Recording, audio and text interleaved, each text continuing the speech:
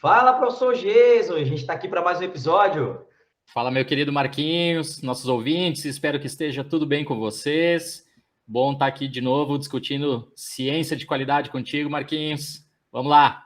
Bora. E hoje a gente tem mais uma vez o prazer de receber um amigo nosso que já é figurinha carimbada aqui do Vicenciar também, né? Que eu sempre falo, então, não só quando você está presente, Gui, mas em outros momentos, outros episódios, né? Então não é só para puxar teu saco aqui na frente, não. Mas eu sempre falo para o Jason o que a gente gosta de te receber e quer ter sempre você aqui, porque tu é um cara que sabe muito sobre os assuntos que a gente traz para falar e, além disso, tu é um cara extremamente didático, né? Eu sempre digo para o Gui que ele precisa ser professor em algum momento da vida dele, porque é um tipo de talento, assim, essa facilidade para se comunicar não é para todo mundo. Então, gente, nós trouxemos aqui hoje o nosso querido Guilherme Fadani. Mais uma vez, Gui, se apresenta aí para a turma. Olá a todos, muito obrigado pelos elogios aí, pô, não economizamos elogios, né? É uma honra estar aqui com vocês, agradeço mais uma vez pelo convite. Essa é a quarta vez já que eu estou aqui com vocês, e eu não sei se vocês são adeptos do Terceira Vez Pede Música, mas da outra vez eu não pedi, então eu queria pedir hoje, tá? Eu vou pedir o funk da vacina do MC Fiote. Aí eu peço a gentileza do editor depois botar um trechinho pra galera ouvir aí. Eu acho que faz sentido com o nosso assunto. Mais uma vez, muito obrigado, tá, pelos elogios aí, pela oportunidade. Me satisfaz muito vir aqui falar com vocês de ciência. Legal, Gui. Bom, gente, então o Gui já está devidamente apresentado, porque ele já veio aqui a quarta vez aqui com a gente, né? O Guilherme trabalha na área de desenvolvimento de medicações, né? Está no doutorado aí, né, nessa área de farmacologia. E o Gui veio aqui para falar para a gente, para falar com a gente, sobre desenvolvimento de vacinas. Por que a gente decidiu trazer o Guilherme mais uma vez para falar sobre esse assunto? Tá? O Guilherme já fez um episódio sobre desenvolvimento de medicações, onde ele falou das fases de testes, e essas fases são basicamente as mesmas para o teste de um fármaco e de uma vacina. Não muda muita coisa. Só que a gente tem percebido nos últimos tempos aí, principalmente mais fortemente nos últimos 2, 3 meses, a questão das pessoas argumentarem que a vacina é experimental. Então, a gente argumenta, né, nas nossas discussões aqui, pessoalmente, nas redes sociais, que não, que isso é um erro de interpretação, mas, né, a gente então resolveu trazer um especialista para falar sobre o assunto. Então, o Gui vai falar para a gente dessas fases de teste, vai mostrar por que as vacinas para a Covid não são experimentais, ele vai explicar por quê, e a gente também vai discutir aqui alguns pontos de por que as pessoas podem achar que as vacinas são experimentais, né, por que elas podem cair nesse erro, tá bom? Então, Gui, se tu puder explanar aí para a gente, né, como é que funciona um teste de um fármaco ou de uma vacina, quais são, né, as fases que esse teste precisa passar, né, que esse fármaco, que essa vacina precisam passar, para poderem ser aplicadas, liberadas para aplicação na população. Valeu, Marquinhos. Bom, desenvolvimento de vacina e desenvolvimento de medicamentos em geral, aqueles comprimidos que a gente encontra em farmácia, eles são muito parecidos, assim, no geral. Existem algumas particularidades, essa área de estudos clínicos, principalmente, ela é extremamente complexa e às vezes existem tantas regras quanto exceções, assim. Mas no geral, tá, é muito parecido mesmo, medicamento e vacina. E eles seguem, assim, os princípios gerais, né, do desenvolvimento pré-clínico, que é quando esse fármaco, essa vacina está no laboratório, lá sendo estudado em cultura de células, né, no caso das vacinas, em células infectadas com o vírus, ou nos animais de laboratório, ou às vezes também tudo isso começa em desenvolvimento computacional, né, os estudos em sílico. E essa é toda a fase pré-clínica que normalmente dura uns 3 anos, talvez. A gente pode comentar depois do quanto isso mudou, né, nessa pandemia. Mas geralmente uns 3 anos é toda essa parte pré-clínica. Então, cultura de células, animais de laboratório e computação. Uma vez que esse candidato a medicamento, ou candidato à vacina, passa por essas fases iniciais e ele se mostra seguro e eficaz dentro desse contexto, né, de animais de laboratório, o fabricante consegue submeter para a agência regulatória, no caso do Brasil, a Anvisa, um dossiê pré-clínico com todas as informações, explicando lá o que é esse produto, como é que ele funciona, quais são os riscos que potencialmente foram identificados durante os estudos de toxicologia, quais são as doses estimadas, tudo isso, e a agência regulatória vai analisar e vai julgar se tem informação suficiente para autorizar o início de estudos clínicos. E aí, uma vez que isso acontece, que a agência regulatória autoriza os estudos clínicos, a primeira etapa é a fase 1, que é quando precisa mostrar em algumas poucas pessoas, geralmente esse estudo dura de algumas semanas a alguns meses, que o produto é seguro. A principal preocupação nesse momento, na fase 1, é segurança. Ninguém quer saber se a vacina gera... Quer dizer, até quer, mas não é tão possível nesse momento saber se a vacina gera anticorpos, se ela gera memória imunológica, se ela combate vírus. Não, a gente quer saber na fase 1 se ela é segura. Então, escolhem algumas pessoas saudáveis, são poucas pessoas, algumas dezenas talvez, essa vacina é aplicada nessas pessoas e elas são monitoradas e avaliadas quanto tudo que é tipo de coisa que tu possa imaginar. Realmente, assim, um check-up geral para ter certeza de que nada que foi colocado na pessoa, seja a tecnologia da vacina ou o adjuvante, o veículo que está ali junto para carregar a tecnologia, que nada disso vai causar algum problema.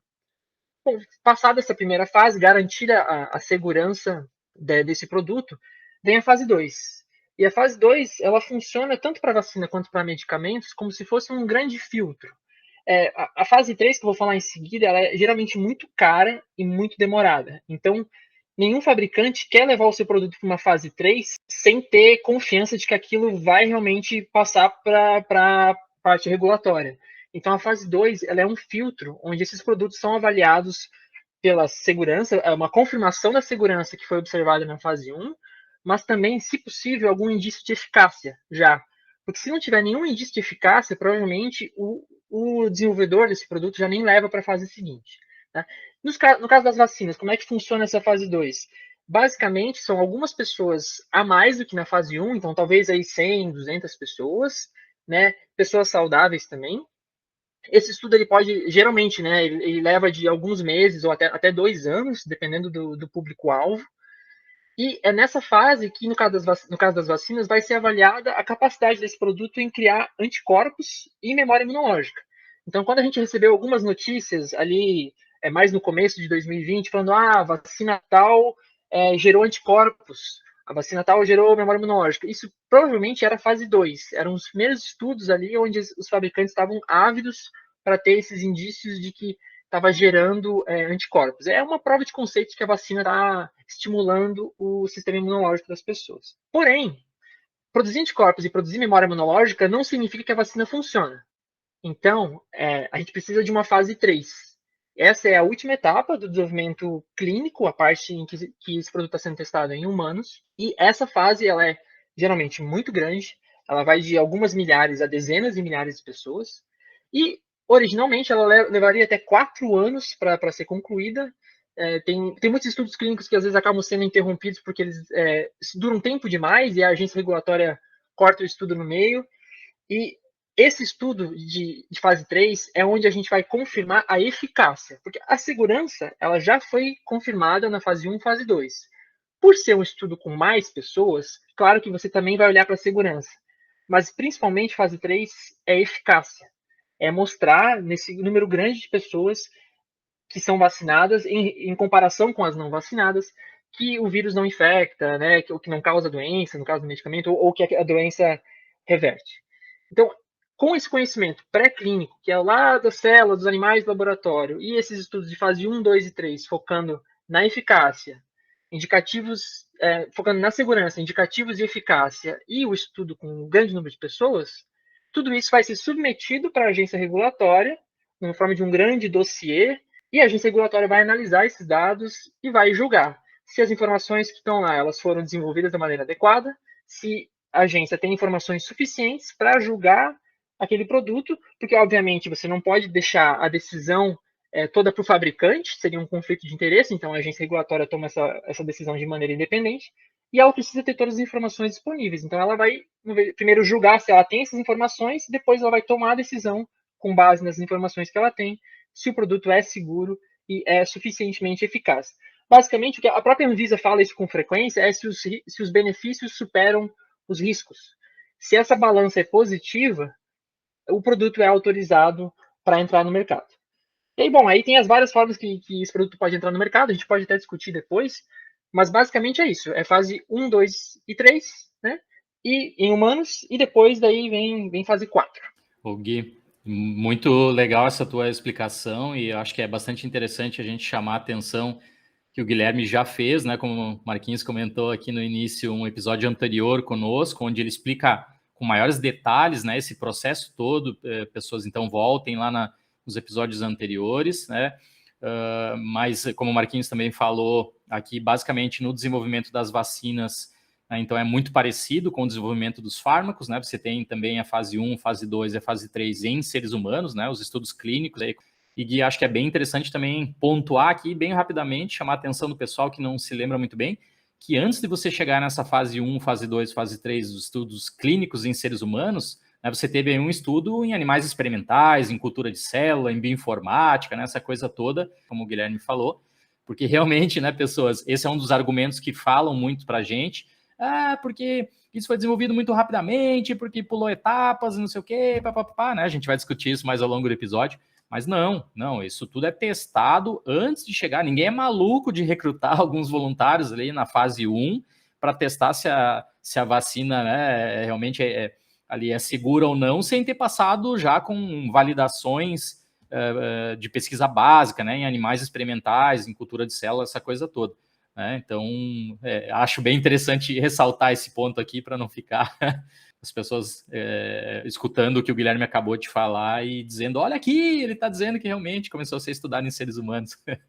E em outro episódio que o Gui fez com a gente aqui sobre desenvolvimento de fármacos, ele explicou aqui brilhantemente o que é um duplo cego randomizado. Eu estou voltando nisso porque dei aula sobre método científico para os meus alunos de ensino médio na semana passada, e vou trabalhar com outra turma isso essa semana, inclusive, e tem muita gente que me pergunta por que eu dou exemplo de teste de vacina, tá? Por que não testaram em pessoas que eram grupo de risco? Por que não testaram as vacinas em idosos? Por que não testaram em diabéticos? Por que não testaram em indivíduos, né, hipertensos? Aí eu explico da história de ser randomizado. Você tem que ver se a vacina funciona para todo mundo e não para um grupo específico. Então tem que ser totalmente aleatório, né, Gui? E o duplo cego aqui, você tem dois grupos, o grupo controle e o grupo teste, que está testando lá a vacina. E quem é voluntário não sabe se está no grupo que está tomando a vacina ou placebo, e quem é pesquisador também não sabe, vai saber depois, o grupo A e o grupo B. Então, ele vai analisar e publicar os dados lá do grupo A e do grupo B, e depois ele vai saber quem é, né, o grupo que é placebo, que é grupo controle, e qual grupo é o grupo teste, né, está testando a vacina efetivamente. Então, isso é bem importante, né, para o teste, né, Gui? Legal. Essa coisa do randomizado é interessante. Eu ouvi uma vez uma anedota, eu não sei o quanto disso tem um fundo de verdade, mas é interessante porque por que tem que ser randomizado, né? Imagina assim sabe, uma pessoa que quer fazer um experimento, ela trabalha num hospital e ela decide, ela tem a ala esquerda e a ala direita do hospital, e ela decide que ela vai tratar a ala esquerda com medicamento e a ala direita com o placebo. E aí depois ela vai comparar. E aí chega lá e dá um problema, e ela vê que as pessoas da ala esquerda, que ela tratou com o medicamento, estão muito mal, e as pessoas da ala direita estão bem. Ela pode concluir que o medicamento faz mal para essas pessoas. Mas ela não sabia que a ala esquerda do hospital estava com água contaminada, e a ala direita não. Então, um exemplo bobo, mas assim, existe tanta coisa que a gente não sabe em termos de possíveis fatores de confusão, possíveis influências, seja fatores genéticos, seja dieta, hábitos alimentares, hábitos de exercício, tudo isso pode influenciar. Então, como a gente não conhece, a gente não consegue controlar isso, a gente precisa distribuir isso o máximo possível entre os grupos de um estudo clínico, justamente para não cair nesses problemas de a gente acabar, né, criando uma influência de um fator muito maior num grupo do que no outro, e isso vai enviesar os resultados. Então, sem dúvida, randomizado e duplo cego é o padrão ouro da evidência. Marquinhos, vou aproveitar de novo a fala do Gui para pontuar outra coisa que a gente também ouve muito, né, nas redes sociais do Vem Cienciar, que é a questão do placebo. Tá, pessoas? Então, agora o que o Guilherme acabou de falar é o exemplo perfeito para vocês entenderem que qualquer desenvolvimento de qualquer fármaco, de qualquer vacina, ele tem que ter um grupo controle correndo em paralelo, naquele momento. Então, as pessoas têm que ser divididas em grupo placebo, pessoas que vão receber uma substância que aparentemente não deveria ter efeito algum, né, e as pessoas que vão receber a vacina ou o medicamento que está sendo desenvolvido. Por que se faz isso todas as vezes? Porque a gente sabe que nós somos sugestionáveis a estar recebendo alguma coisa e se autocurar, se auto-influenciar para melhorar. A gente já tem outros episódios aqui falando sobre homeopatia, não vamos entrar nesse detalhe aqui novamente, mas o fato de você participar de um estudo científico e receber uma substância que não tem efeito nenhum, se você for do grupo placebo, você mesmo pode, de alguma maneira, forçar o teu organismo a causar algum tipo de reação. Então, por isso que tem que existir o grupo controle, né? Porque aí a substância que você está apostando, a vacina ou o medicamento, ela tem que ser melhor do que os efeitos benéficos daquela substância que é inerte, o placebo. Aliás, vou deixar um documentário aqui para o pessoal que quiser assistir, O Poder do Placebo, gravado pela BBC, que é muito, muito interessante. Mostra, né, como a indústria farmacêutica gasta muito dinheiro para pesquisar, assim, cor de medicamentos, formato de pílulas, essa coisa toda, porque ela sabe que isso também influencia no fato das pessoas melhorarem, né? Eu queria só expandir nisso, assim, citando que o efeito placebo, né, esse efeito da expectativa da pessoa, ele é conhecido já há muito tempo, é um efeito real mesmo, e isso é muito visível em estudos com antidepressivos, né, ou com pessoas que sofrem de depressão. Se você procurar na literatura científica, você vai ver, tem artigos até discutindo qual placebo é melhor para tratar a depressão, assim, num estilo provocativo, porque não só pessoas com depressão, mas com vários distúrbios, né, da mente, as pessoas, o simples fato delas receberem atenção, receberem o cuidado, estarem ali, né, sendo cuidado por pessoas, isso já mexe um pouco, né, naquilo que vem a ser avaliado depois. Então, é difícil você avaliar nesse ambiente o que esse efeito, essa melhora é da atenção dada para a pessoa ou é do medicamento, né? Então, só para expandir nisso que o Jason falou, de fato, o placebo tem que estar sempre correndo em paralelo para a gente não ter esses fatores de confusão. Nem sempre é tão óbvio quanto uma água contaminada, no exemplo que eu falei, às vezes é mais sutil, né? Mas é importante, Guido, frisar isso, porque e o Jason, né, que começou esse assunto aí, porque o efeito placebo tem uma comprovação científica, né? De que o teu pensamento positivo, vamos dizer assim, né, vai te ajudar, vai fazer teu sistema imunológico funcionar melhor e tal. Então, só não confundam, tá, ouvintes? Não é a homeopatia que tem comprovação científica, ela não tem. É o efeito placebo, né? As pessoas daqui a pouco, vocês disseram lá no episódio que a homeopatia tem. Não, você não falou isso, por favor, tá? Bom, e você explicou pra gente as 3 fases, fase 1, fase 2, fase 3. O que acontece? A gente briga, né? Briga no bom sentido, né? No sentido figurado da palavra, aqui com ouvintes nossos, com pessoas que estão lá no Instagram do Vicenciar, com pessoas do nosso convívio, que batem na tecla de que a vacina é experimental. E aí não adianta muitas vezes a gente dizer, né, que, pô, cara, a gente estuda isso, a gente trabalha na área, a gente, né, tá correndo atrás disso o tempo todo, né? Hoje em dia as pessoas se acham especialistas, né, o tempo inteiro. Uma coisa que eu tenho feito bastante é quando alguém começa a discutir vacina comigo e eu perco um pouco a paciência e falo assim, cara, me explica como é que funciona uma vacina. Aí a gente quebra o cara, porque o cara não faz ideia de como isso funciona. Mas assim, a gente tem essa confusão por vários motivos, e a gente aqui no nosso briefingzinho, antes de começar a gravar, o que listou alguns motivos, e a gente vai debatê-los aqui. Mas um dos principais motivos, né, Gui, é a história da fase 4 de desenvolvimento dos medicamentos das vacinas. Que a gente está na fase 4, mas, Gui, me corrija se eu estiver errado, a fase 4, ela não é uma fase de teste para a liberação de uso, é uma fase de acompanhamento. Né? Então, explica para a gente o que é a fase 4, que sim, está acontecendo, mas que ela não significa que as vacinas estão em testes. Os testes já acabaram, é uma fase de acompanhamento. Né? Está correto, Marquinhos. A fase 4 ela não é um teste clínico. Assim, ela é considerada junta com os estudos clínicos. Ela faz parte dos estudos porque ela é uma necessidade e ela é universal para todos os medicamentos e todas as vacinas. E ela é infinita. Ela não acaba. Para citar um exemplo, por exemplo, dexametasona, que é um anti-inflamatório que ficou em alta durante a pandemia aí, que é um medicamento da década de 50, 60, ele ainda está em estudo de fase 4. Ela não acaba essa fase 4.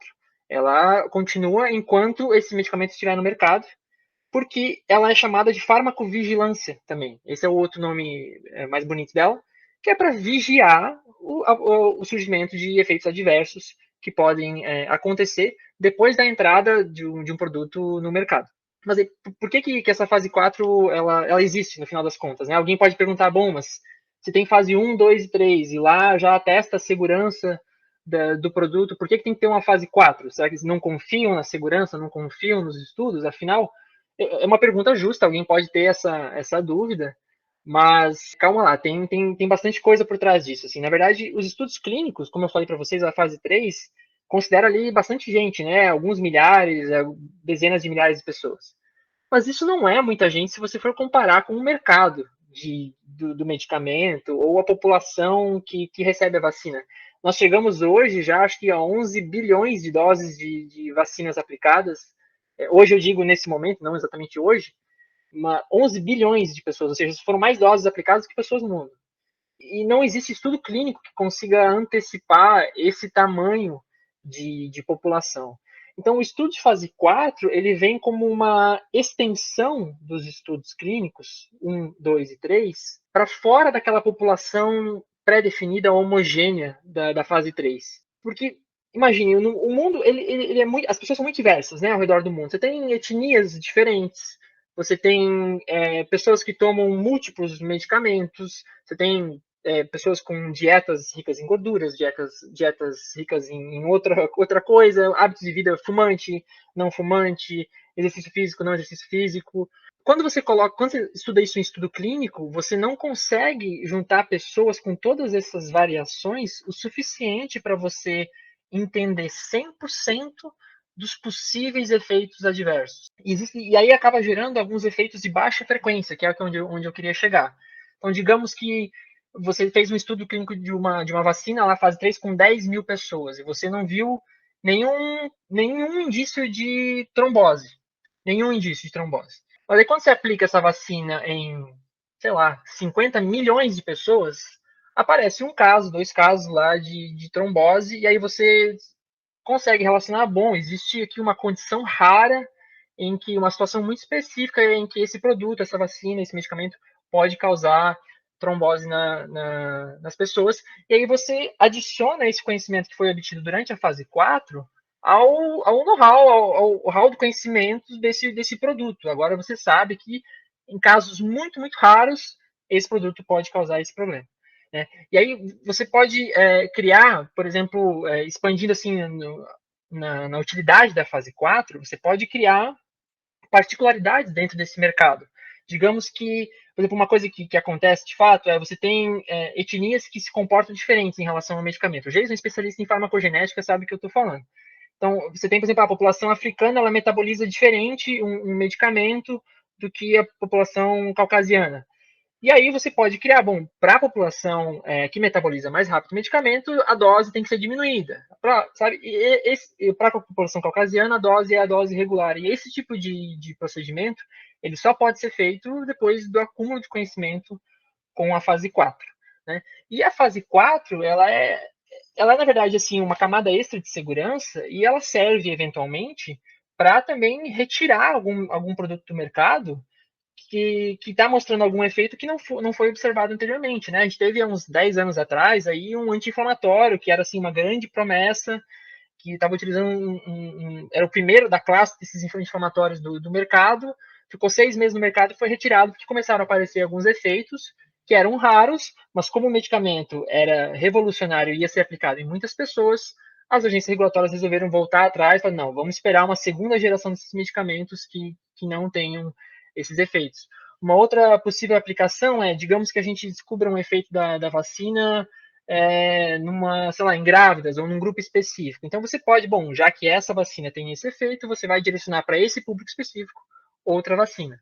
Então é para isso que serve a fase 4. É uma extensão daqueles estudos do conhecimento que se avaliou na fase 1, 2 e 3, e é o que vai garantir a longo prazo a manutenção desse produto no mercado e a segurança das pessoas que utilizam ele. Ô Gui, uma pergunta para ti, cara. A gente pode ter também esse acompanhamento, a fase 4, servindo por um outro sentido, deixa eu me explicar melhor, para o sentido oposto no caso, vou dar um exemplo aqui, a UFSC estava fazendo um trabalho para ver a possibilidade, antes das vacinas para Covid serem liberadas para uso humano, a possibilidade da vacina da BCG ter alguma atuação contra a Covid. Então, assim, o que eu estou querendo perguntar para ti esse acompanhamento ele pode servir para, vamos, né, às vezes nessa fase 4 pode surgir uma outra utilidade para aquele fármaco, aquela vacina, que foi proposta originalmente. Então, isso também faz parte, né, do conhecimento adquirido na fase 4, né? Tá, é uma ótima pergunta. Na verdade, a fase 4, ela está mais preocupada com a parte de eventos adversos. Então, o fabricante da vacina e a agência regulatória, no caso do Brasil, existe um comitê que é formado pela Anvisa, Ministério da Saúde e um outro instituto que eu não vou lembrar o nome agora, que faz parte da Fiocruz. Esse comitê e as seções dentro dos fabricantes que cuidam da farmacovigilância, eles trabalham em conjunto enquanto o medicamento ou a vacina estiver no mercado, para avaliar os efeitos, os eventos adversos relacionados. A parte da eficácia, eu acredito assim que, em algumas circunstâncias, a farmacovigilância pode fornecer alguns indícios, mas não é o objetivo da farmacovigilância. Esse caso de saber uma vacina pode ter efeito contra, isso seria, no caso, de estudos direcionados mesmo com esse propósito que teriam que ser desenhados e executados. Estou lembrando de cabeça aqui, Guilherme, me corrige se eu estiver errado, mas o Viagra que a gente tem hoje disponível, né, na farmácia e tal, ele não foi projetado originariamente, né, para combater aí os problemas relacionados à função erétil, essa coisa toda. Ele era um outro medicamento que foi reposicionado na fase 3 ou na fase 2, já não me lembro corretamente aqui agora, mas, ou seja, antes, né, de estar completamente aprovado e em uso aí na clínica. Esse é um exemplo clássico também, até um pouco engraçado, né? Mas ele foi projetado como um antihipertensivo, se eu não me engano, e aí descobriram esse efeito, né, contra a disfunção erétil, e hoje basicamente ele é conhecido e utilizado para disfunção erétil, né? É o principal ícone dessa classe de medicamentos. Né? E a fase 4, lembrando um negócio agora, a gente já comentou aqui sobre talidomida, né? É um exemplo que sempre aparece, é importante. A talidomida ela foi aprovada na década de 50, cara, numa época onde o rigor dessa aprovação ele era muito menor. Na verdade, a talidomida foi um fator que mudou muito assim a forma como os medicamentos são avaliados antes de entrar no mercado. Toda a parte que hoje a gente chama de toxicologia reprodutiva, que são os efeitos tóxicos sobre órgãos reprodutores, a prole e a capacidade reprodutiva da prole, tudo isso que é avaliado hoje em animais de laboratório, isso foi, assim, criado pós-talidomida, né? Era meio incipiente na época, né? A talidomida ela foi retirada do mercado por causa de farmacovigilância. Né? Ela entrou no mercado, ela começou a dar problema lá de pessoas, crianças que nasciam com problemas de desenvolvimento, né? E custou um pouco para ela sair do mercado na época, porque a gente não tinha a estrutura que nós temos hoje de informação, mas com base nos efeitos adversos reais de mercado, essas informações levaram à retirada da talidomida do mercado, que aliás hoje está de volta no mercado para outro propósito, né? É isso que eu ia falar agora, ela saiu do mercado, mas ela voltou, só que, claro, não pode ser utilizada em gestantes, né? Tem toda essa história aí. E, inclusive, tem situações, se eu não me engano, que eles até pedem para fazer um tratamento com talidomida, eles pedem o beta-HCG da mulher, para ver se não... E voltando ao negócio do Viagra ali, né? Que ele é um vasodilatador, né? Então, ele era contra hipertensão, né? E ele é da Pfizer, né? Do laboratório que faz a vacina de RNA. Então, você que toma Viagra e fala mal da vacina da Pfizer, a gente tá de olho em você. Nós sabemos que faz aí. Eu duvido quem vai falar que vai levantar a mão, viu, Marquinhos? Acho que é difícil. Não, e vão nos acusar aqui, Marquinhos, depois de ele ser patrocinado pela Pfizer. Nossa senhora. Seus vendidos, ciência com cifrão, muito criativos, pessoal, muito criativos. Pfizer, era nós aqui, patrocina nós. A gente não Marquinhos, assim, só para fechar o arco da resposta com a tua pergunta, quando as pessoas utilizam a fase 4 para dizer que a vacina ou qualquer medicamento que seja é experimental, isso é um grande uso errado do conceito, na verdade, né? Porque por experimental, você entende o experimento, aquilo está sendo testado num experimento. E o mercado ele não é um experimento, o experimento é feito antes. Enquanto essa vacina, a partir do momento que essa vacina ou esse medicamento foi aprovado, ela não é mais experimental. Não é, acabou-se, não tem qualquer uso desse conceito pós-aprovação é uso errado. Né? Você pode ter, eventualmente, o retorno desse medicamento para algum estudo clínico, para avaliar um outro escopo, uma população, uma dose, uma associação diferente, e você até poderia dizer que, nesse sentido, aquilo é experimental, mas aplicar isso a todo o uso do medicamento da vacina é completamente errôneo. Né? Então, fase 4 está aí para todos os medicamentos, seja medicamento com muito ou com pouco evento adverso, e vai estar aí para sempre, 100, 200, 300 anos que seja. Essa história de fase 4 e ser experimental, né? Que já explicou que as vacinas para a Covid não são experimentais.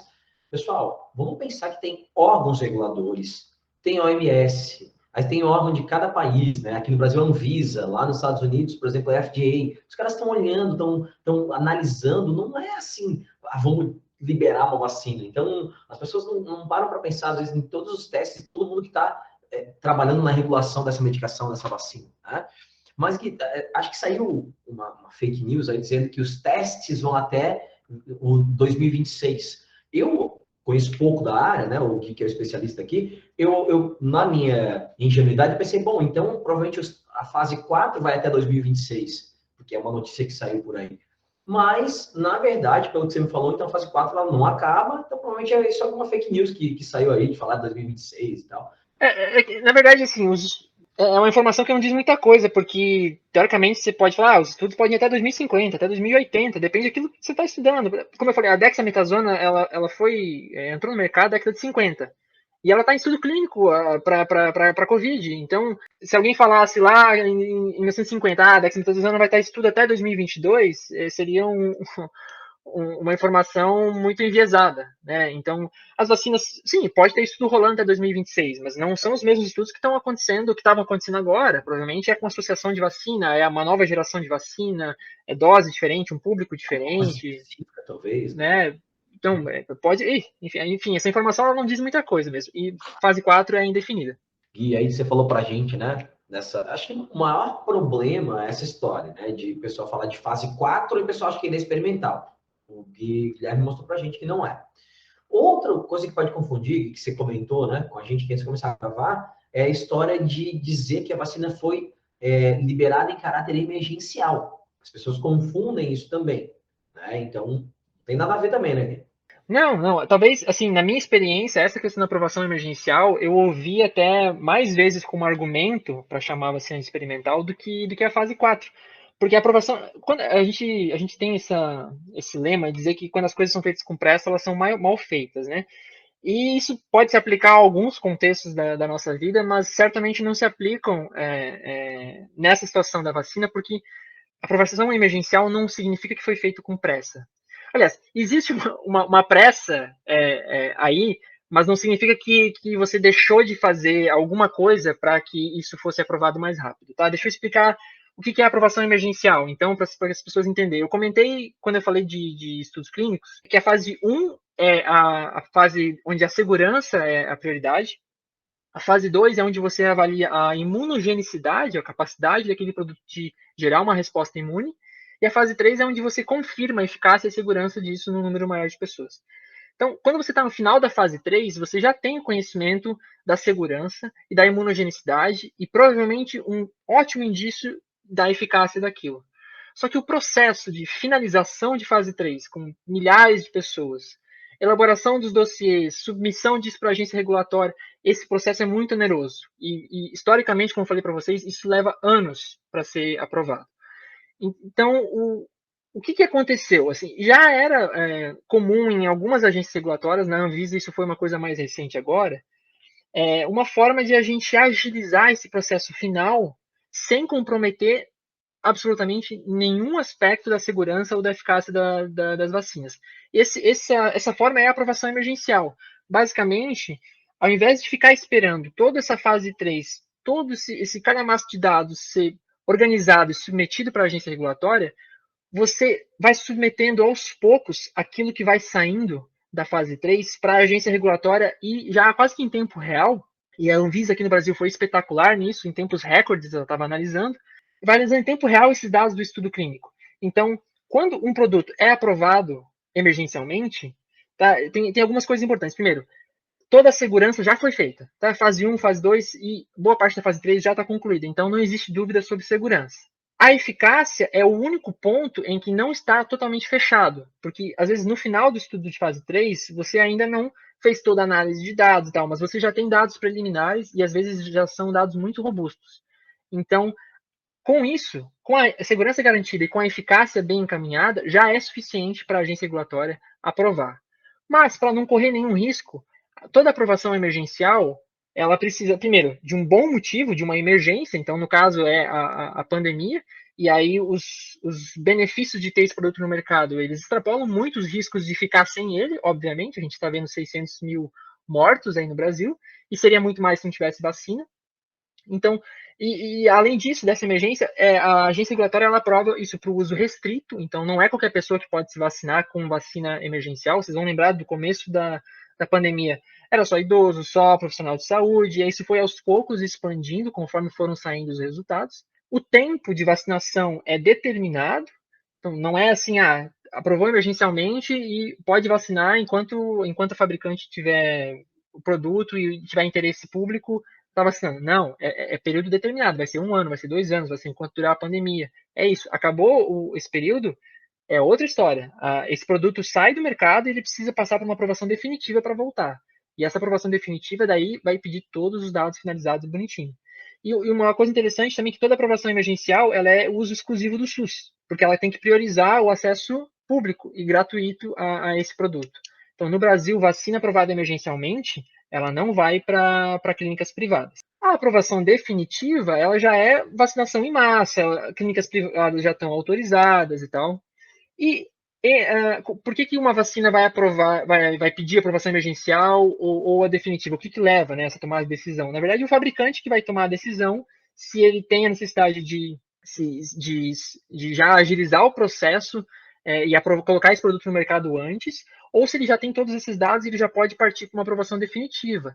A Pfizer, o que ela fez aqui no Brasil, ela foi direto para aprovação definitiva. Ela não passou por aprovação emergencial, porque no momento que os dados da Pfizer ficaram prontos, já era suficiente para já suprir todas as necessidades da Anvisa. Então, a Pfizer hoje, a vacina da Pfizer, ela é definitiva aqui no Brasil. Ela já tem registro, ela já é liberada para vacinação em massa. Teoricamente, ela poderia ser aplicada por clínicas privadas, né? Tem alguns outros embargos aí, mas não por causa dessa questão da aprovação. Então, espero que tenha ficado claro, a aprovação emergencial, ela não é, assim, fazer de qualquer jeito, ela não é um pular etapas, né? Na verdade, ela pula só a parte burocrática do final, que é um processo oneroso, necessário, mas oneroso, e que poderia resultar na morte de muitas milhares de pessoas, né? Então, você come um pouco essa parte do finalzinho, mas lembrando, fase 1, fase 2 e fase 3 já está praticamente 100% concluído. Então, não tem o que temer. Aprovação emergencial não significa pressa, não significa coisa feita sem o devido cuidado. É muito legal, né, Guilherme? Porque também a gente escuta isso muito, muito, muito no Vicenciar, de que as vacinas foram aceleradas, né? Tem pessoas que dizem que elas ainda são experimentais e tem outros que não já entendem, né, que não são experimentais, que está ocorrendo agora uma farmacovigilância, como o Gui falou, na fase 4, mas que elas foram aceleradas por interesses das mega empresas. Gente, assim, nós temos a primeira vacina de RNA da história, sim, com certeza, por um acaso foi a da Pfizer, né, que a gente já citou aqui anteriormente, sim, é verdade, mas estudos com tecnologias de vacina de RNA são desenvolvidos na história da humanidade há muito tempo. Eu e o Marquinhos já contamos essa história aqui. As vacinas de DNA também, elas já são estudadas, a tecnologia do desenvolvimento dessas vacinas já são estudadas há muito tempo. O que aconteceu agora foi um aceleramento e um direcionamento de esforços de governos, de cientistas, de empresas farmacêuticas por causa da Covid. Estava todo mundo reclamando que não queria lockdown, que não queria ficar em casa, que tinha que fazer a economia girar, que tinha que sair para a rua, que tinha que trabalhar. A ciência deu um jeito de fazer, de propiciar que a gente possa estar voltando à normalidade da vida agora sem queimar etapas. Se a gente não tivesse nunca estudado uma vacina de RNA, se a gente não dominasse as tecnologias necessárias para entregar RNA ou DNA para dentro das nossas células, elas simplesmente não existiriam hoje. Elas só existem hoje porque a gente já conhecia os processos, os esforços foram direcionados para os estudos passarem adequadamente e seguramente na fase 1, na fase 2, na fase 3, e agora a gente tem elas aprovadas aí. Então, essa fala do Guilherme separa muito o joio do trigo para todos vocês que, porventura, tinham esse tipo de dúvida, ou de repente estão recebendo informação inadequada pelo WhatsApp, escutando lá os médicos pela morte, a live lá de alguns governantes, enfim, que falam coisas completamente estapafúrdias, né? Pensem sempre nisso que o Guilherme fala, a gangorrinha, né? O risco tem que ser muito menor que o benefício. Para aí sim a gente chegar a liberar aí um determinado composto novo, né? Ou seja, a gente está salvando muito mais vida do que perdendo vida, se é que perdeu alguma vida até hoje pela vacina, né? Não existe nenhum estudo mostrando que a pessoa morreu pela vacina. Existem paparicadas aí, pessoas indo na internet falando, né, coisas estapafúrdias. Como o Marquinhos sempre fala aqui, pessoas morrem todos os dias, né? Então não é por causa da vacina, gente, né? Enfim. É interessante porque quando a gente fala assim que os benefícios têm que superar os riscos, alguém pode falar, mas então tem risco, né? Então pode acontecer algum problema. É claro, como qualquer coisa, né? Com tudo que a gente consome, existe sempre um risco. E a ciência, ela não está preocupada aqui nessa questão em falar que não tem risco nenhum, né? Porque é natural, existe um risco. A questão é que ele é muito, muito, muito, muito pequeno. E aí as pessoas usam essa possibilidade de existência de um risco, que seja de 1 em 1 milhão, aí, né, hipoteticamente falando, para justificar que existe risco, então não vamos tomar a vacina. Gente, né, com 11 bilhões de doses de vacinas aplicadas, eu desafio alguém a encontrar aí um número substancial de problemas que aconteceram, de mortes ou de algumas reações graves que tenham sido definitivamente associadas com vacinas. Eu desafio alguém a encontrar um número substancial disso. Pode acontecer um outro, como eu falei, existe um risco associado com qualquer coisa que a gente vai fazer, mas geralmente vai estar associado com condições específicas, condições genéticas, né, algumas particularidades de uma saúde debilitada, alguma coisa desse tipo. E uma coisa que eu queria acrescentar também é que, de fato, o desenvolvimento de vacina foi acelerado. Mas isso não significa dizer que foi feito coisa errada. Isso é mais uma distorção do conceito, porque a gente fala, eu falei antes ali, o desenvolvimento de medicamento de vacina leva tantos anos para a fase 2, tantos anos para a fase 3, e a gente tem 2 anos de pandemia já com um monte de vacina liberada. É porque nunca antes a gente teve essa urgência toda para desenvolver isso. A gente teve uma quantidade de dinheiro investido nisso também como sem precedentes, né? E a ciência como um todo, ela se uniu para trabalhar com isso. Eu, no meu doutorado, não trabalhava com nada relacionado com a pandemia. Eu larguei meu projeto e comecei a trabalhar com isso. Então, você tem uma ideia, e eu não estou nem desenvolvendo vacina, sabe? A sociedade científica, ela começou a girar em torno da pandemia, e isso gera um esforço muito grande que permitiu agilizar esse processo, né? E como o Geis comentou, tecnologias que estavam sendo desenvolvidas ali há 20 anos, né? A BioNTech, por exemplo, que originou a vacina de RNA mensageiro, ela foi criada em 2000, e ela foi criada para tratamento contra câncer, né? Então, o fato dessa urgência e todo esse dinheiro sendo injetado nessa área permitiu que a gente desse esse salto tecnológico e transformasse esse conhecimento em produtos que salvaram vidas de maneira muito rápida, mas não existe absolutamente em nenhuma parte desse processo o desleixo, né, a falta de cuidado com o processo de desenvolvimento. Absolutamente não existe. A gente já desafiou aqui, Gui, as pessoas também a encontrarem casos de mortes causadas pela vacina, e aí, obviamente, as pessoas não encontram, né? Marquinhos vai comentar ali, com certeza, tem um caso de Santa Catarina que ficou bem famoso aqui, que é da cidade dele, mas como as pessoas não encontram e não conseguem provar que é devido à vacina, aí elas começaram a nos atacar assim, que está gerando, por exemplo, agora em crianças, miocardite. Pessoas, miocardite é uma condição muito frequente em crianças não vacinadas, independentemente. Então, não é por causa da vacina. As pessoas têm um pouco essa dificuldade de correlacionar causa e efeito com mera correlação. O Marquinhos já falou em outro episódio aqui. Bom, todas as pessoas que morreram após a vacina tomavam água, respiravam, tomavam lá um refrigerante. Mas não é o refrigerante, respirar ou tomar água que está causando a morte delas, né? Isso é simplesmente uma correlação, não é causa e efeito. Né? É uma questão estatística, né? Porque você estava no momento vacinando 1.400.000 pessoas por dia, cara. Alguém que tomou vacina vai morrer no dia seguinte, mano. Acontece, é estatística, mas não quer dizer que foi a vacina que matou, né? E assim, esse caso que o Jason citou, a gente já falou em outros episódios aqui, que é do Bruno Graff, o nome dele, que é de Blumenau, e aí tentaram, a mãe dele foi processada, teve que tirar postagens de redes sociais e tal, porque... E aí o que me incomoda muito, é um desabafo aqui, né? Eu não sou especialista na área, gente, eu sou biólogo, conheço o básico, estudo para gravar aqui, né? Quando a gente vai gravar esse assunto com o Gui, com o Geis e tal, eu estudo, mas o Geis e o Guilherme trabalham com isso. O Guilherme citou que ele é farmacogeneticista, né? Trabalha com farmacogenética. O Gui faz doutorado no desenvolvimento de medicações, ele sabe quais são os testes. E aí, cara, o chato é tu ter que discutir, o tempo veio jornalista discutir comigo em rede social, na minha rede. Daí eu falei, cara, quantas vezes tu usou o método científico no teu trabalho, na tua formação? Explica aí, quantas vezes tu usou. Aí agora, essa semana, a gente dá risada, no final das contas, a gente leva de bom humor. Veio uma pastora aqui, dizendo que ia processar a gente, que está uma pastora da igreja aqui de Floripa. Então, cara, é complicado, né? As redes sociais dão voz a um grupo de pessoas que não entendem o assunto. Se eu não sei direito de um assunto, eu tento não posicionar muito, né, cara? Mas a galera não tem esse bom senso, né? O ego dessas pessoas é gigante, né, cara? Pô, a gente não tá lá, né, Marquinhos, discutindo Ucrânia e Rússia. Eu não tenho Eu não... noção de geopolítica, né? Exatamente, cara, exatamente. Né? A gente não vai lá dizer se um tem que separar, se tem que invadir, se tem que brigar. Não é a nossa área, pessoas. A gente simplesmente não entende disso. Agora, se a gente desligar as câmeras aqui e começar a bater um papo, talvez, opa, vocês leram isso, leram aquilo, mas vamos conversar aqui em off, vamos dar opinião, vamos falar achismo.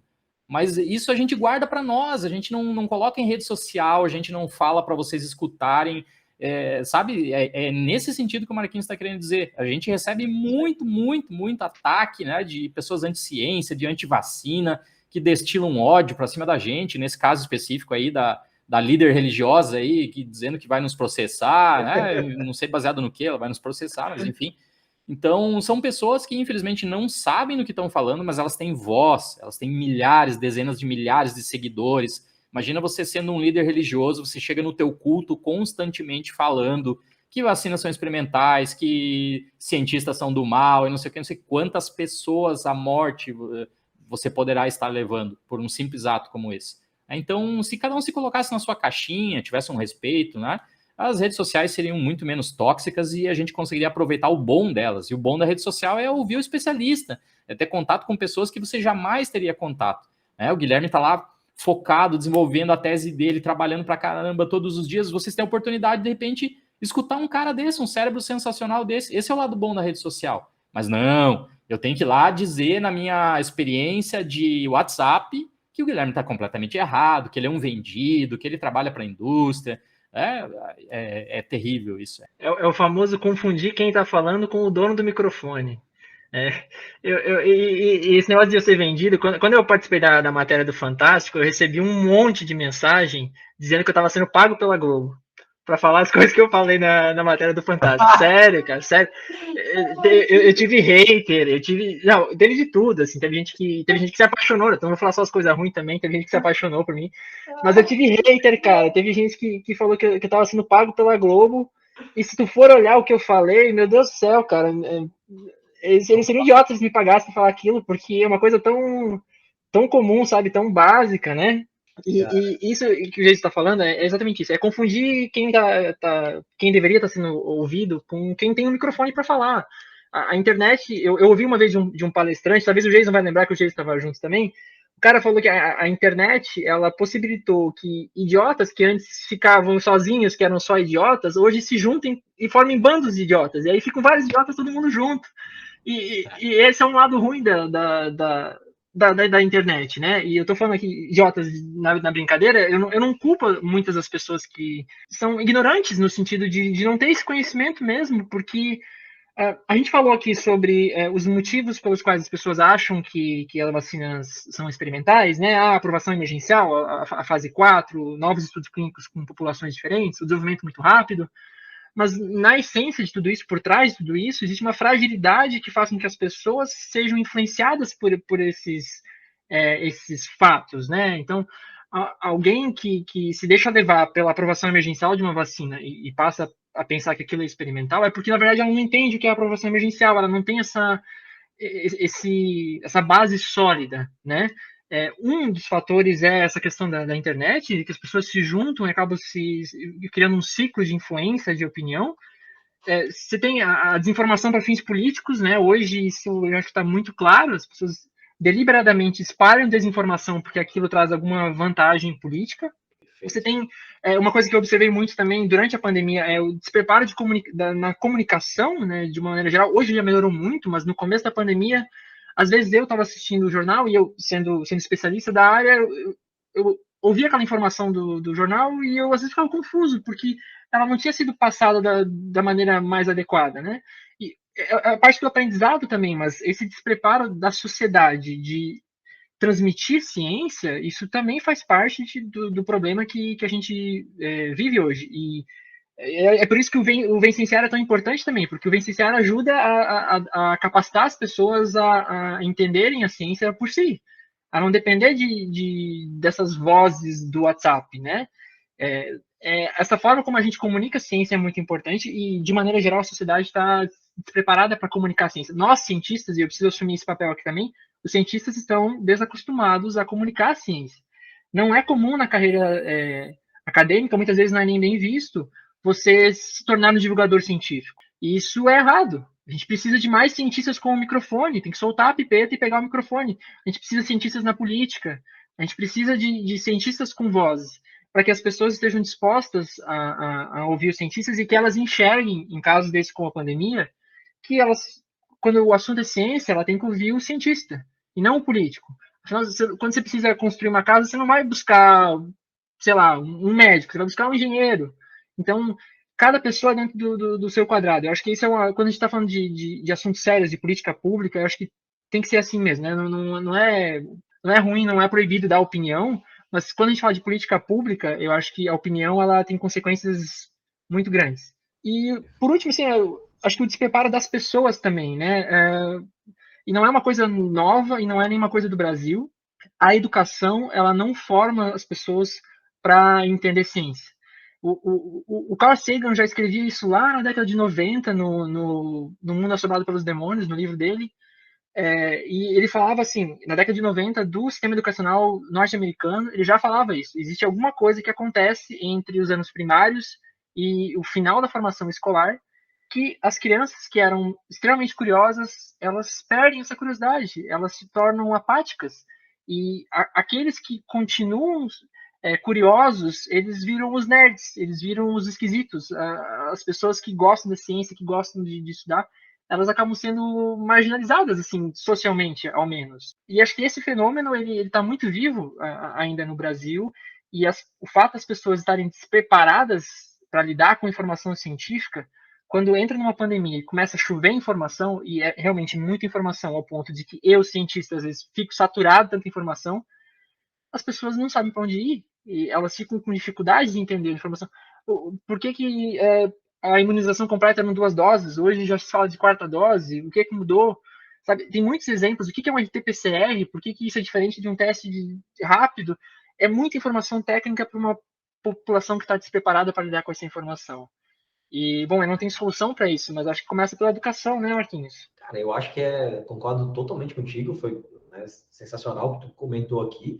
Que é isso, o Humberto Eco também, né, você falou do palestrante, o Humberto Eco, que é um escritor, dizia que as redes sociais deram voz a uma legião de idiotas, né? Dizia isso. E eu concordo contigo, Gui, que quando você fala que você não culpa as pessoas que fazem esse tipo de discussão. Por quê? O grande problema é que a nossa formação na educação de forma geral, desde o fundamental até o médio e até a graduação, ela é ruim como educação científica. O cara que era para ter um pensamento científico, para pensar cientificamente, como um médico, por exemplo, ele não tem isso na formação dele, cara. Ele não tem isso na formação dele. Ele não pensa cientificamente. Ele tem muito conhecimento técnico, mas ele não consegue pensar cientificamente, né? Pensar com a mente de um cientista.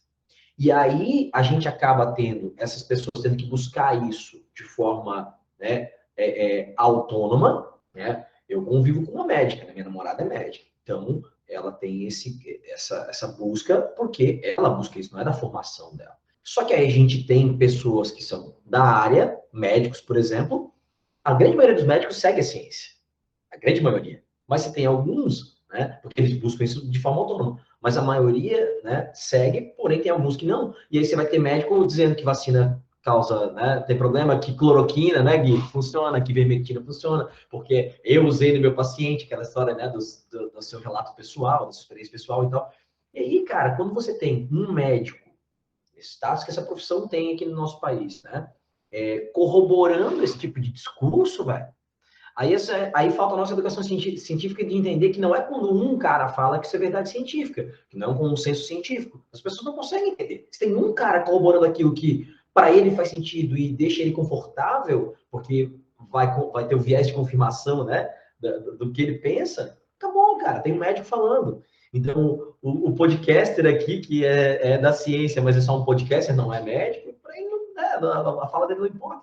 Então, tudo isso é um conjunto de fatores que complicam toda essa comunicação científica e a gente não se vê muito, né, como tu falou, não tem muita saída, a não ser a gente tentar melhorar a educação já de base. E a gente aqui tem esse propósito, cara, né, licenciar. Um dos motivos é esse.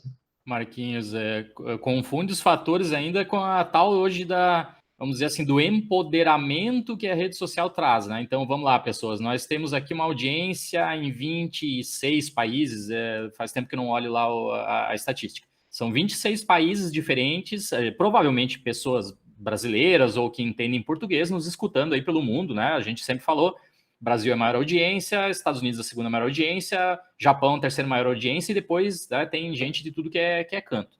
Bom, essas pessoas nos escutam, legal, maravilha, então, né, a gente já falou aqui outras vezes, super passou o nosso objetivo inicial do Vencenciar. O Marquinhos falou, pô, se 2 pessoas nos escutarem, né, nossas mães, já vai ser legal.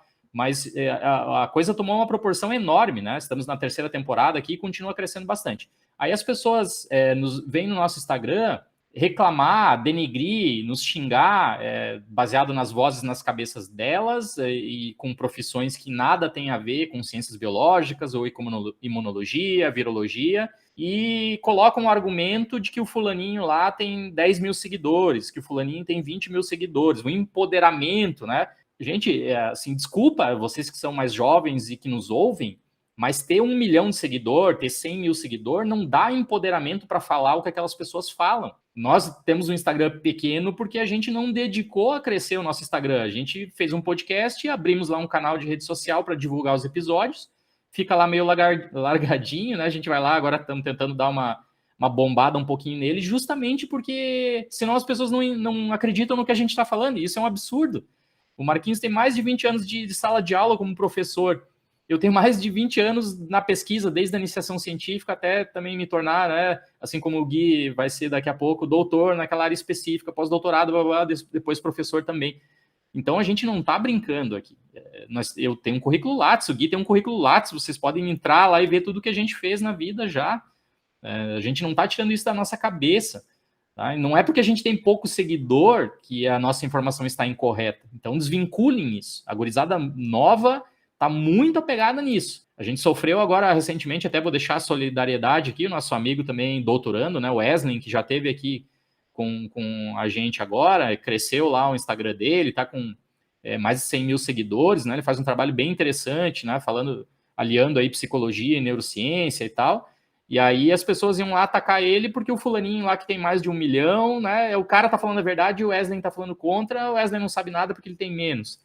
E aí, se uma pessoa olhar o Wesley e comparar com a gente, não, o Wesley está completamente certo, vocês não sabem nada, porque vocês têm 1.000 e ele tem 100 mil. E não é isso, gente.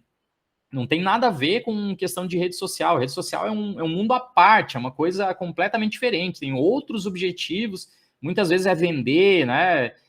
Divulgar, dar engajamento por questões financeiras, papapá. Não é o nosso objetivo principal. Então, parem de usar esse argumento que a gente não sabe nada do que a gente está falando, só porque o nosso Instagram lá é humildezinho.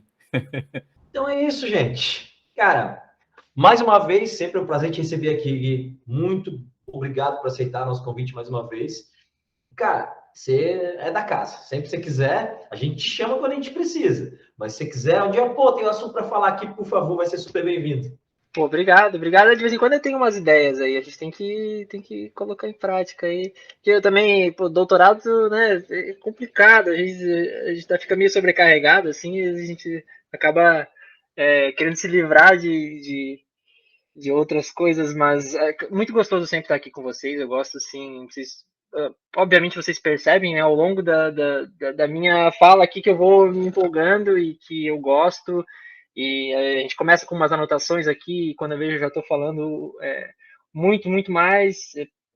Para mim é muito natural isso aqui, eu gosto muito disso aqui, eu considero isso aqui de uma importância indescritível. Então, pô, por favor, me chame sempre que precisar. Para mim é de coração mesmo muito satisfatório estar aqui com vocês. Muito obrigado mesmo. E obrigado a todo mundo que ouve também e que pede pelo Guilherme nos podcasts. Eu vou deixar então aqui o meu tchauzinho também, Marquinhos. Agradecer realmente o Guilherme, né, que sempre dá um show quando aparece aqui com a gente, tira todas as dúvidas que porventura vocês têm e que a gente não consegue responder sozinho. E como mensagem em geral, pessoas, assim, escutem esse episódio mais de uma vez, circulem entre os vossos amigos, vocês vão estar ajudando a propagar, né, a palavra da ciência, aí, como diz o Carlos Ruas, né, para o benefício de salvar pessoas, ente querido de vocês, de repente até aquele cara que você não gosta tanto, aquele anti-vacina, aquele anti-ciência, ele vai escutar, ele vai tomar a vacina e não vai contar para ninguém, mas ele vai se salvar. Como tem vários casos aí de pessoas que a gente sabe que são anti-vacinas, continuam sendo nas redes sociais anti-vacina, anti-ciência, mas que se vacinaram. Bom, pelo menos elas estão vivas e é esse o propósito que a gente tem aqui, né? Tentar salvar o máximo número de vidas. Pensem sempre nisso que o Guilherme fala, a tal da gangorra do risco-benefício. Vocês não vão, em algum momento da vida de vocês, parar de sair numa chuva sem guarda-chuva. Eu saí, a chuva está muito forte e me molhei um pouquinho. Nunca mais vou usar guarda-chuva na vida. Bom, aí você vai se molhar sempre, vai ficar ensopado, vai pegar gripe, enfim, vai passar mal. Mas se você tiver com guarda-chuva, ele vai te defender muito durante a chuva. Para aqueles que gostam de futebol. O meu goleiro lá, não, perdemos de 1-0, né? 2-1, o goleiro tá levando uns gols, então vamos jogar sem goleiro, daí a gente vai ganhar. Não, você vai ser goleado, você vai perder, você vai ser rebaixado, teu time vai ser o pior do mundo sem goleiro. Então não é porque você tem aí uma pequena probabilidade de acontecer alguma coisa ruim que você vai deixar de fazer o correto. Não, você tem que fazer o correto e as probabilidades raras são raras, como o Guilherme falou. Então todo mundo sai na chuva usando guarda-chuva, todo mundo joga futebol usando goleiro, todo mundo tem que se vacinar. E vai acontecer um outro caso muito, ultra raro ali, mas você provavelmente não vai morrer. As vacinas são para isso, gente. São para evitar que vocês tenham efeitos graves, para evitar que vocês morram. As vacinas não são planejadas para fazer um escudo ultra protetor em você que você nunca vai pegar doença. É impossível nunca pegar doenças se você está em contato com pessoas o tempo todo, e muitas delas não vacinadas, que têm uma alta carga viral, passando vírus aí para tudo que é lugar. Um vírus altamente transmissível, né? Essas variantes, principalmente a Ômicron, né? Muito transmissível, como talvez nunca antes vista na história da humanidade. Então, a vacina te protege de não morrer, e é isso. Mas talvez você tenha ali, né? A Covid branda. Então é isso, minha galerinha. Bom aí, resto de semana para todos vocês. Tomara que com bastante ciência. A gente volta aí no próximo episódio, desejando já ter outros com guia aí ao longo do ano também. Teremos, com certeza. A gente vai trazer o Guilherme mais vezes aqui, porque é sempre um prazer. Valeu, Jesus, valeu, Guilherme, obrigado, viu? Valeu, ouvintes, obrigado por ouvir a gente está sempre tentando trazer ciência de qualidade e relevante para vocês. Um grande abraço e até a próxima.